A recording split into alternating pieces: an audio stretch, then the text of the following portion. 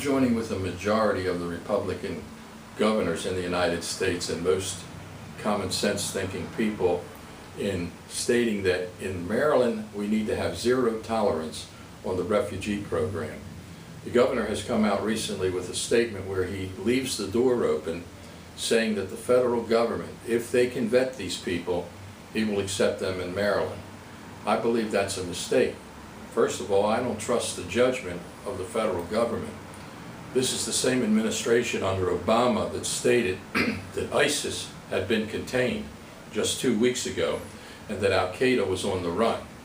ISIS and Al-Qaeda and all terrorists around the world are at their strongest in the history of terrorism. They are more powerful, smarter than they have ever been, and the world is much more dangerous. This is not a time to be bringing people from a terrorist area, Syria, where we have no vetting process, we have no databases, we have no way of knowing whether these people are dangerous or not. I say let us not gamble with the lives of the people of the state of Maryland.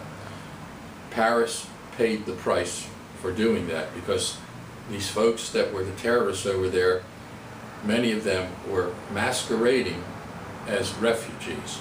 And they know how to do that. These people are not only ruthless and brutal, they're smart.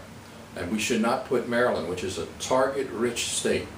We have the Naval Academy, we have the nation's capital, we have the NSA, Fort Meade. We have so many targets in our state that if I were ISIS, this state would be a top priority for my activities. So Maryland has to be super conscious and super protective of its people. The other part about this entire story is that many of these so-called refugees are men of military age, and they are fleeing a war zone where their country is under attack, where their cause is under attack. A lot of people have advocated, and I support, what are called safe zones, somewhere in Syria or southern Iraq or even Turkey, where these refugees can be placed and vetted and monitored, but at the same time fed and housed, but more importantly, where the men can be given uniforms and weapons and sent back to defend their homeland. That is where they belong. They do not belong in Glen Burnie or Middle River. Now, or the fact of the matter is also this. The Arab nations and the Islamic nations are not accepting them. They're not being accepted in Turkey, they're not being accepted in Saudi Arabia, they're not being accepted in Jordan or Kuwait. Why should they be accepted in Dundalk? The fact of the matter is they shouldn't be accepted. We need to get real about this war against the United States and Western civilization and stop, like Obama, being soft and stupid and allowing this kind of stuff to happen. It only takes one. It only takes one determined terrorist to walk into an elementary school and murder scores of children. So we should err on the side of caution and not gamble with the lives of our people. So my position is zero tolerance. Do not allow any of them to come into the state. And if the government uses its power to force them into the state, I think the various states that are opposing it should engage in a class lawsuit to try to stop it.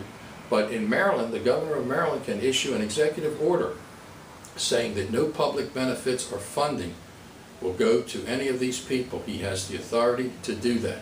And don't forget, it'll be our taxpayers' money that is going to fund these people after 90 days under federal authority. We take over and we have to pay for that, provide them with housing and public benefits. The governor should issue the executive order, which would discourage the federal government and refugees from wanting to come to our state.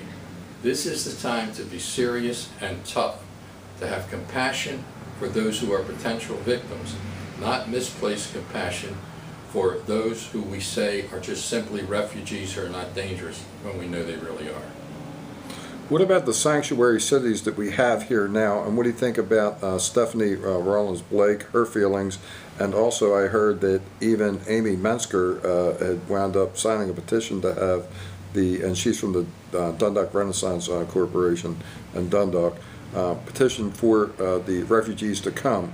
How do you feel about what is happening in Baltimore, and even people that are already here that would be from the Syrians and also other people of concern? Well, we know there are at least 40 Syrian refugees already in the state of Maryland. There have been 106,000 Iraqi refugees coming to the United States. There is no disclosure. The states do not know, the people certainly don't know, where there are refugees coming into their states or communities. Sanctuary cities are basically breaking the law, violation of the federal law. There was a poll taken in California by Berkeley University, the most liberal university in the United States, and 64% of the people opposed sanctuary cities and sanctuary policies. And there was another poll taken by the Washington Post, the national poll, where 77% of the people oppose sanctuary cities and sanctuary policies. People who advocate for this kind of stuff are advocating for the violation of federal law. And they are, in essence, rebelling against the rule of law, which is the foundation of America. Now, Baltimore County is a sanctuary county. People talk about Mayor Stephanie Rawlings Blake in Baltimore City. Well, Kevin Kamenetz has the same written policy as Baltimore City.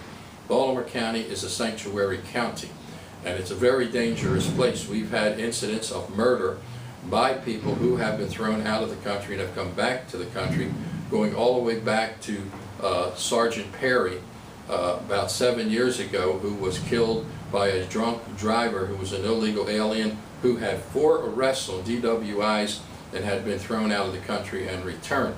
So we have our own incidents.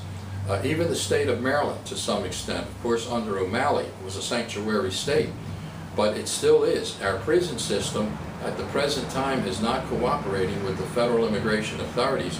When people come out of our state prison system, they need to be vetted and sent with detainers so that they can go to the Federal Immigration Bureau and be checked if they have any kind of criminal outstanding warrants. And the state is not doing that. So I've introduced 3 pieces of legislation in Annapolis that will be heard in the next session of the General Assembly. One would get rid of the sanctuary status of Baltimore County. A second one would ban sanctuary cities, towns, counties, and policies in the state of Maryland by mandating that any state funds would be banned from going to those places like Baltimore City. And finally, I have a bill that bans the sanctuary policies in the Maryland state prison system. So these bills will all be in the legislature coming up. So how can people contact you to support you, Pat, and what you're doing now with the refugees, and also you're fighting the Section 8 housing, which is very important to other people that I've spoken to as well. They like what you're doing with that. And you actually really help with the rain tax as well. So we helped to defeat the rain tax. We proved that you can beat City Hall. It took 3 years to do it, but we did it, and we're saving business and residents $20 million a year, which can stay in their pockets and go into the economy, and they could spend that money for refrigerators and their children's needs. So that was a big victory, and it proves you can do it. But if people need to get in touch with me and they support these causes, they can email me at Pat, P-A-T, McD, which is M as in Mary, C as in Carol, D as in David, E-E, that's 2 E's, Pat McD, at Comcast.net, or they can call my office at 410-238-0025. That's 410-238-0025. I don't see any other politicians going out there and addressing important problems for the community the way you are. Thank you very much, Pat. Thank you.